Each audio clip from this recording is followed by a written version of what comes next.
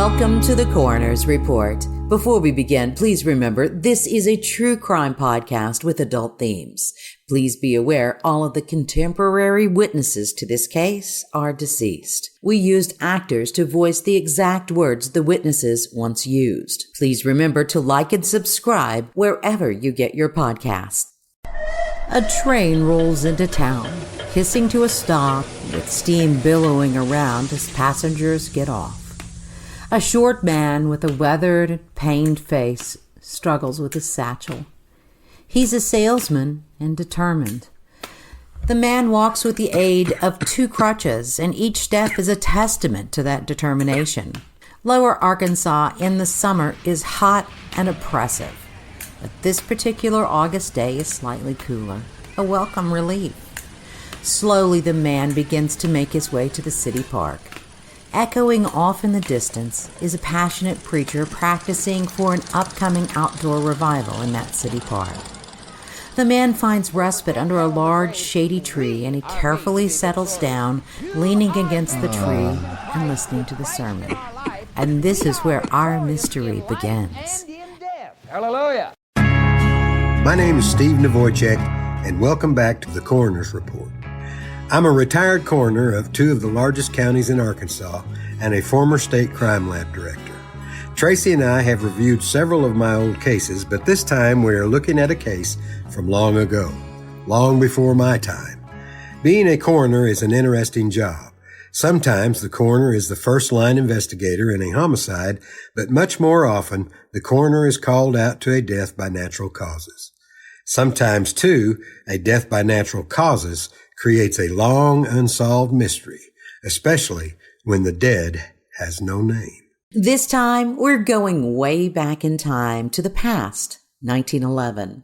That same year, the Triangle Shirtwaist Factory fire in New York City tragically claimed the lives of 146 people. The U.S. Supreme Court declared Standard Oil a monopoly. The first Indianapolis 500 took place. IBM was incorporated, and Fenway Park opened in Boston. But in a small town in Arkansas, a man sat down against a tree to listen to a preacher, slipping quietly away without any identification. And our mystery began. How can a man forgotten in life become famous in death? It all began on a warm summer day, August 20th, 1911, in Prescott, Arkansas. The little railroad town was founded in 1874 when the Cairo and Fulton Railroad decided to make a train stop. Little Prescott quickly grew because of the timber and cotton all grown locally and shipped across the country by train. Trees and cotton weren't the only things the trains transported. Passenger trains were the primary mode of transportation in 1911, and the railroad played a significant role in the little town of Prescott, with a population of just 2,700 people. The town was home to merchants, schools, and churches, creating a close-knit community. And on Sunday, the Lord's Day, everyone went to church and gathered for lunch with their families and friends. If you were lucky, there might be a tent revival in town with a soul-saving, preaching, music, and food. Old Mike saw that when he rolled into town as a peddler selling pencils, combs, and stationery. Despite being handicapped, possibly due to a stroke or an accident, he worked hard. He used 2 canes to get around as he traveled all across Arkansas selling his goods. Wayne Johnson spoke of what he remembered. I think he was thought of as a hobo. He was seen around town selling shoestrings, pencils, that type of thing. Can you imagine the dedication of a man who sells his wares door to door while struggling to even walk? You know, you do what you do to feed yourself. But no, I can't imagine. That took determination and, grit. Old Mike came to town regularly, almost like he was on a schedule. Every 3 or 4 weeks, he would arrive on a southbound train, stay overnight at Black's Hotel, peddle his wares, and then hop on the same southbound train the next day, headed for the next stop of Texarkana. Old Mike was spotted all over the southwestern part of the state, peddling his wares. Little Rock, Hot Springs, Benton, Arkadelphia, and Texarkana were all towns connected by the rails. He'd been traveling the same route since about 1908. It made sense, yet no one bothered to know his name. It was a Sunday, and the Methodist Church was gearing up for a September revival. The pastor planned to preach at 8:15 that evening to prepare for the revival. The subject of the sermon was the diversity of human needs and the infinite supply. Old Mike settled down against a tree in the city park and did a little people watching. No one knows exactly when he died, but the newspapers reported his body was found at 8 a.m. and that he died about 2 hours prior. But he hadn't moved since the revival the night before. Old Mike was found sitting upright against a large oak tree in the city park. Either the milkman or Emma O'Halloran discovered him. There was no sign of foul play. It appeared that he had simply died of natural causes. There was no identification in his pocket, no wallet, no name. The newspapers gave a full description. The dead man was about 5 feet and 4 inches high with a stout build. He had brown eyes, brown hair, and he was partially bald with an old scar on top of his head. He had 2 gold teeth and a brown handlebar mustache. On his right arm, between the elbow and wrist, he had a tattoo with the design of a woman standing on a pedestal. His left leg is a little shorter than his right, with a stiff ankle. He was wearing a pair of number 6 shoes by the Foreman Shoe Company of Chicago and a black felt hat. His body was taken to the Prescott Hardware Company, which also served as the city's morgue, and the investigation began. Dr. William Rice served as the county coroner, and a jury was chosen to conduct a coroner's inquest. During the inquest, it was revealed that the deceased man had been spotted in Little Rock, Arkadelphia, and Gurdon over the past 10 days. Additionally, on the day before his death, he had been seen in Prescott and the city park during the revival. The newspaper reported what items were found on his body. There was nothing at all found in his clothes that would lead to his identity. His pockets contained less than $2 in change, a piece of chewing tobacco, 2 handkerchiefs, and the lead pencils.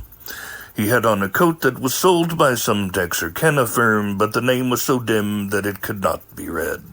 Dr. William Rice strongly believed the distinctive features of the deceased man and the contents of his pockets would make identification easier. The deceased suffered a stroke or injury to his right arm and left leg, spoke English with a slight accent, possibly Italian, had no known permanent address, but he had very nice dentistry. Our local dentist thought the work was done in Europe, New York, or Boston. O.R. Ellsworth photographed the dental work, and we sent photos off to dentists in Boston and New York City. No one recognized the work.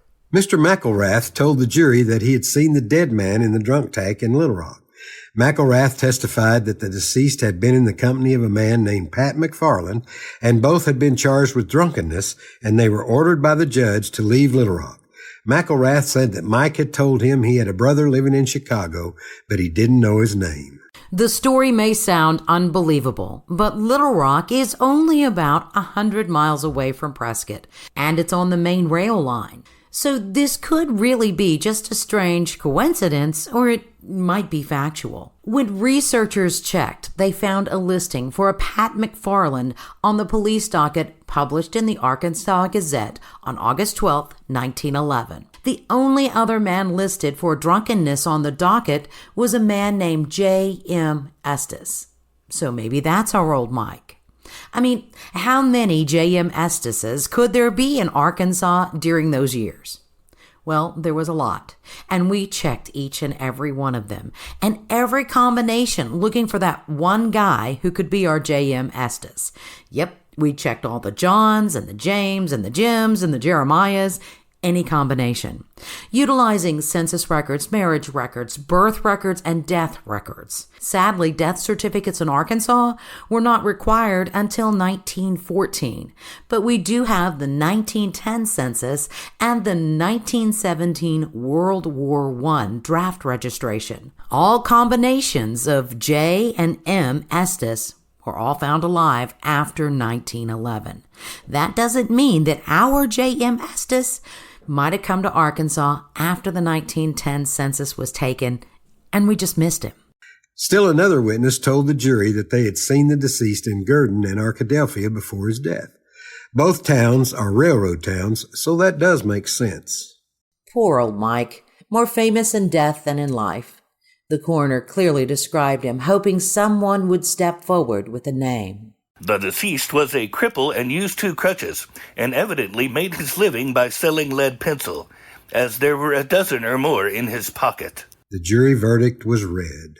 We, the jury, find that the deceased came to his death by unknown means. The newspapers reported his final cause of death. The doctors are of the opinion that he was suffering from rheumatism and that it had struck his heart. The newspaper reports of the incident were limited, with only one publication outside the region covering the story.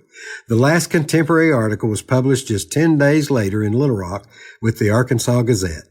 The body of the man found dead in the city park on Monday morning, August 21st, is still being held for identification by Undertaker J.D. Cornish at his establishment.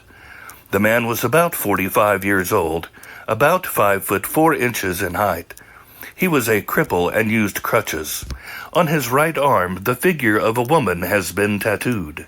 If someone was searching for old Mike, they wouldn't find any information about his death except in the newspaper in Prescott. At first, I thought it was strange there was only one article, but even today, do we really see news reports of unidentified bodies?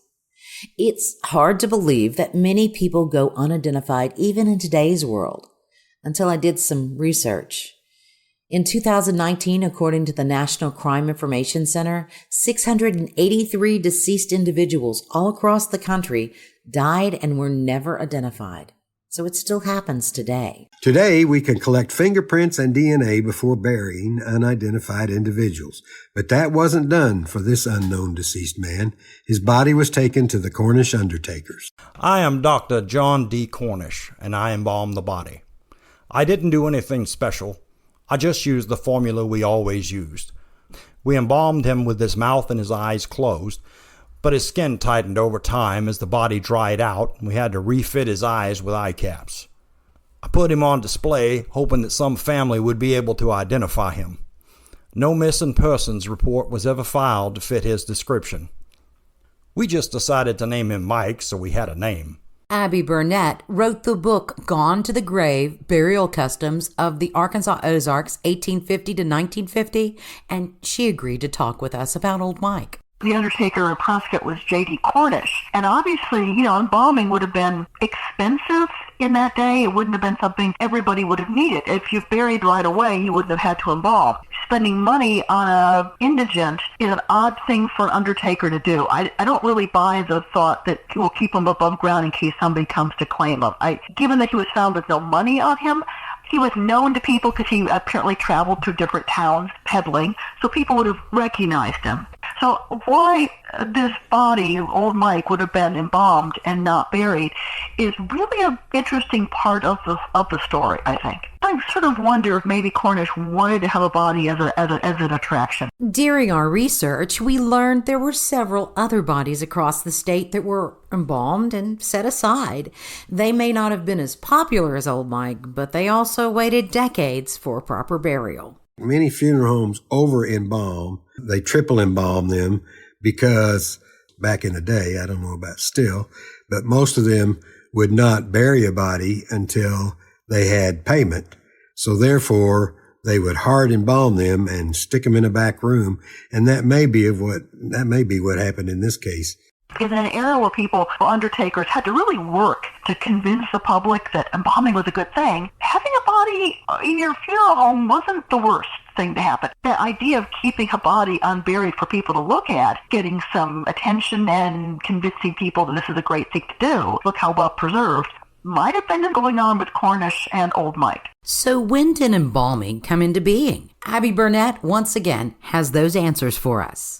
Embalming started before the Civil War. Abraham Lincoln's death is credited with being where the public first got interested and started wanting it for themselves. Because, his funeral train, taking his body back to Springfield, made many, many stops. Now, they had a traveling undertaker because the body was still breaking down. The undertaker had putting on more and more mortician's wax. He had to keep putting makeup on the body because it was deteriorating. But the idea was people saw the president embalmed and were very impressed by this. And I think that's when it starts to become acceptable.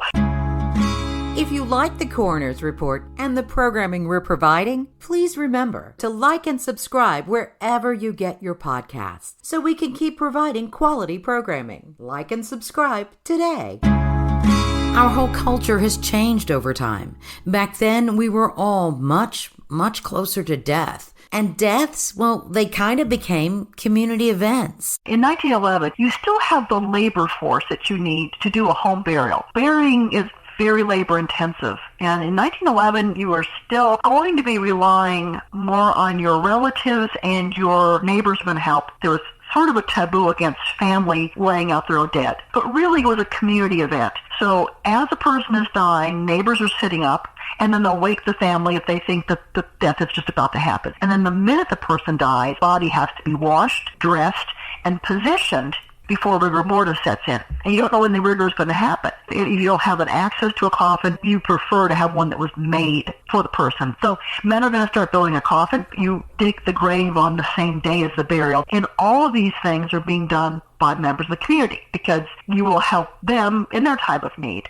All across the state, and really even the country, there were folks who ended up at the undertakers with no identification.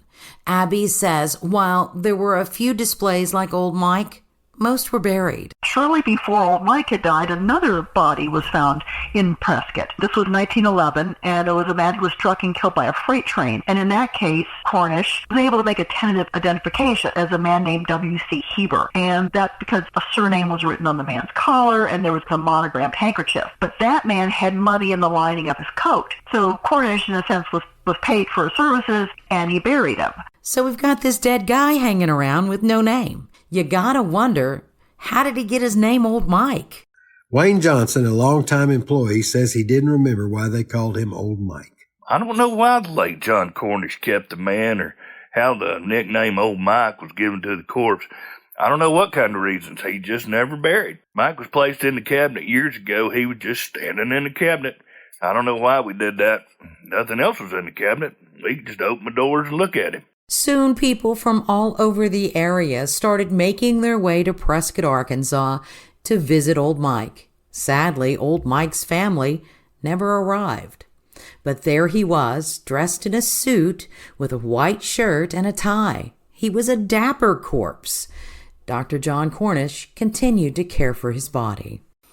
Every few years, we remove him from his cabinet at the funeral home and giving a good scrubbing and redress him in fresh clothes. Over time, his skin darkened and the body shrank from 5'4" to 4'5", and his weight dropped from 125 to 50 pounds as he lost water over time. While Dr. Cornish stated that it was a standard embalming, some of the rumors around Prescott suggested that he used an extra strong embalming concoction. In any case, Old Mike remained recognizable for a long, long time. Blue Avery worked at the funeral home. In my opinion, he has some of the most beautiful gold work in his lower teeth that I've ever seen. We won't bury him as long as he holds up, and I believe he'll hold up indefinitely. Some have asked why we keep him. Well, the reason is that it is such a good job of embalming. Some people even today have doubts about him being dead. Abby Burnett, who wrote Gone to the Grave, The Burial Customs of the Arkansas Ozarks from 1850 to 1950, found the dental work curious. Well, it's true. He had very elaborate dental work. So you could maybe make a case that he came from money, but at the same time, somebody who was selling pencils in the town park and coming through periodically doesn't seem like somebody who's going to have moneyed relatives out looking for him. With only one newspaper outside of Prescott carrying the story, our friend Abby found that also very telling. He has an unusual tattoo. If you wanted to get the word out and try and help somebody find their dead loved one, yes. Why wasn't it all over the newspapers? Over time, his skin dried out and began to darken, and somehow he became a rather ghastly tourist attraction. And somewhere along the way, someone decided to paint eyes on his eyelids, creating a permanent, ghostly, unfocused stare. Old Mike was placed upright in a padded cabinet, propped up on his crutches in the back room of the undertaker's office inside a closet. His body was hidden by a curtain that had to be drawn back. To see him clearly, you also had to reach in and pull the chain to turn on the light. You know, Steve, nightmares are made of that. There is no way I would reach into a dark cabinet and pull a chain to see a dead body. But I do remember seeing Old Mike. I was just a little bitty kid, and my dad told me he was a wooden Indian. His skin did darken over time, but there's no evidence that he was a Native American. As creepy as all that sounds, that really was the custom of the day. There were several unidentified bodies throughout the state that were on display at the time looking for family members. Old Mike stood there for over 60 years, just waiting. Dying is scary. Dying alone? Well, that's got to be more frightening. But dying and losing your name, it's just all so sad. During the 1950s and 60s, Old Mike became a local legend in Prescott.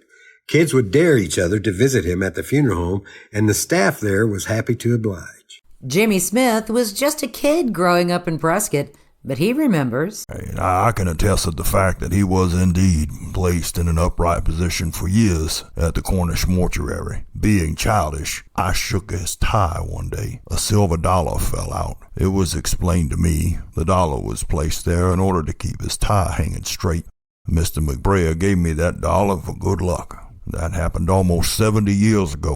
The Cornish Funeral Home declined offers to feature Old Mike in a traveling carnival or circus over the years. Blue Avery, who worked for the funeral home, quickly dismissed that idea. They wanted to know if we'd sell him, but we couldn't from an ethical standpoint.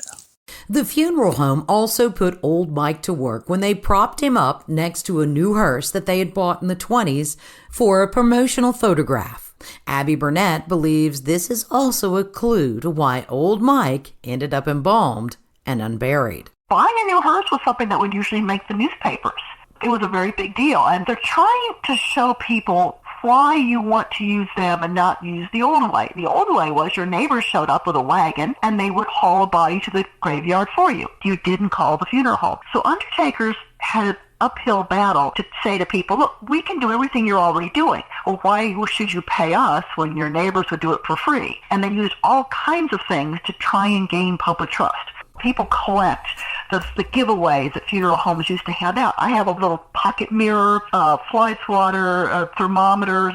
There used to make little balsa wood airplanes to give the children. They had the undertaker's name and address on it. Why, if you're the only undertaker in the whole county, you need to do that. But they really believed in getting their name out there. So having people constantly coming to your funeral home to see Old Mike is a much cheaper way than handing out little trinkets. I really think that Cornish saw an opportunity to do some advertising. He now had a prop. Having a rigidly embalmed body standing next to the new hearse would just be great advertising. There are some reports that Old Mike, he even went to visit the post office and was on display there for a short time. They propped him up and they put cigarettes in his hand and cards. They propped up and like he was playing a hand of cards. People danced with the corpse. Sort of like Weekend at Bernie's? Oh, yes, Steve, just like Weekend at Bernie's.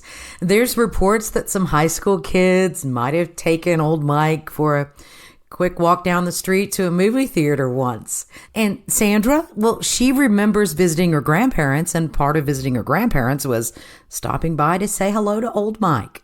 I, too, remember the trips to the Cornish mortuary in the 50s to see Old Mike. My father, A.A. McKinnon, would often take my two brothers and I through the nearby park to show us where they found him. A trip from Shreveport to Prescott to visit my grandparents was not complete without a visit to see Old Mike. I later took my own kids there to see him. People today still remember seeing Old Mike as kids. Terry Vandiver, a local resident, remembers Old Mike fondly.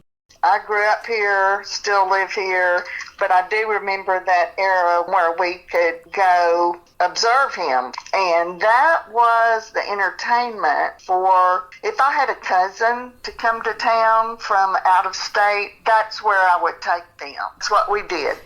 It seems that Old Mike, well, he became the most popular fellow in town thanks to Mr. Cornish. I think he was advertising from the very beginning. If you're an undertaker who is used to having to buy things to give away and run ads in the paper, so you have a chance to take an indigent body and show it off to the public and stay in the public's mind. And you have the school basketball team all coming by for a good luck charm, to seeing Mike or touching Mike, or people coming in to give themselves a thrill. It's just one more way of keeping your business in people's minds.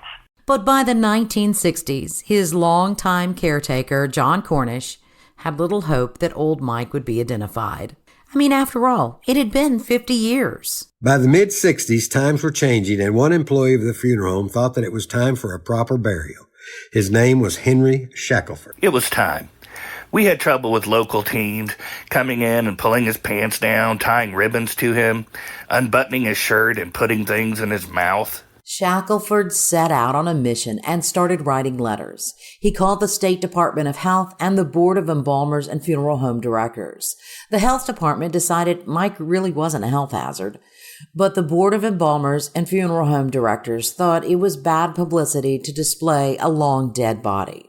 It was during this time period that the state passed a new law requiring bodies to be buried in a reasonable time frame. It's kind of sad that a law had to be passed to require the disposal of a dead body, right? In the end, the Cornish Funeral Home, which had cared for old Mike all these years, decided it was time to lay their old friend to rest. But not everyone was happy with the decision. Thomas Cobb was the Cornish Funeral Home mortician. They had waited so long for someone to identify him. He was just like part of the town. The townspeople were awfully disappointed that the funeral service was ordered to bury old Mike. He wasn't a health hazard. There was no way he could have been. The funeral home decided to hold a private funeral with no press coverage, but photos were taken at the scene. They purchased a cemetery plot and a coffin for old Mike, who was then buried in Deanne Cemetery. Shackelford generously donated a suit for the occasion. The plot was marked by a donated headstone featuring his name as Old Mike and his date of death. Later, someone anonymously donated a nicer stone that included the engraving of a pencil on it. Pastor Jerry Westmoreland performed the ceremony, and the theme of the funeral was, "We might not know who old Mike was, but God does." Westmoreland grew up in Prescott and remembered old Mike fondly from childhood. Yeah, you would dare your friend to touch him. All you had to do is go to the funeral home and ask to see old Mike, and they'd usher you right back to the back. They had him behind a curtain, and then they'd draw back the curtain, and there he'd be. Local resident Terry Vandiver remembers visiting old Mike in the early 70s. We would go all the way to the back through the funeral home, and there was a hallway. I remember a light switch, a string that you would turn on. Sometimes we had to open the door to look at him. Even toward the end of his time at the funeral home, Mike still was recognizable. He had on a brown suit. They did have a suit on him. He had brown skin. I just remember how little he was. I was probably taller than him, even being, like in 7th, 8th grade, something like that. I do remember his left leg was a little shorter. It was kind of crooked, but I do remember him being kind of bald. It was just creepy, to look at him. Time changes. What was acceptable in 1911 was not as acceptable in 1975, but there wasn't a real reason to bury the man after all those years, other than the obvious. Steve, you're right. Our opinions do change over time, and even the residents of Prescott today who fondly remember old Mike, they realize how this would never happen today. Terry Vandiver explains. We never did make fun of him or anything like that. We were known for that. It was our attraction of our town that we did have this because nobody else had a dead body on display. We just probably didn't think of him either as a real person at one time, just kind of looked at him like a dummy until you get older and realize really what we did. We put a dead person on display. It does sound kind of horrible that we did that, but I'm sure we did that so people could come from different towns and maybe have been identified. I'm sure that was their goal. Then it just turned into an attraction. As a member of the Board of Embalmers, we just figured it was time for him to be buried. It was the proper thing to do. Abby Burnett still believes old Mike wasn't embalmed for identification purposes. So again, with Mr. Estes or old Mike, saying, we thought he'd be identified is a little odd because embalming at that time, 1911, I really think the reason a person would pay for that was just to get relatives there for a funeral. Who knows the real reason behind Old Mike being on display? And no matter the reason, Old Mike became the mascot of the funeral home and somewhat a morbid tourist attraction for the town. The population of Prescott has not grown much. Only 3,600 people live there today. And today there's a display about Old Mike at the Nevada County Depot and Museum. The museum is working diligently on a fundraiser hoping to raise money to create a more lifelike mannequin to represent Mike. It's been 50 years since Old Mike was finally buried, and 113 years since he died. Yet the town still remembers him. After all, he lived among them for 64 years, just standing there, waiting. As weeks turned into months and months into years, Old Mike might have passed away without a name, but he eventually became the most renowned resident of Prescott. This concludes this episode of the Coroner's Report. If you like our content, please remember to like and subscribe. And if you have any questions, please reach out to us on our website at coronersreport.net or on any social media platform at Coroner's Report.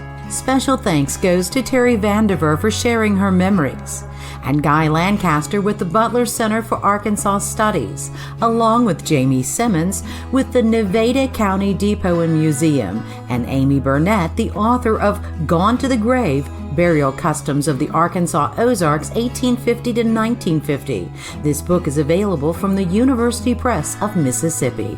Also, thanks to voice actors J.D. West, Sean Davis, Alan Prather, and Savvy Valentine. Copyright 2024 Aussie Grove Media Group, LLC.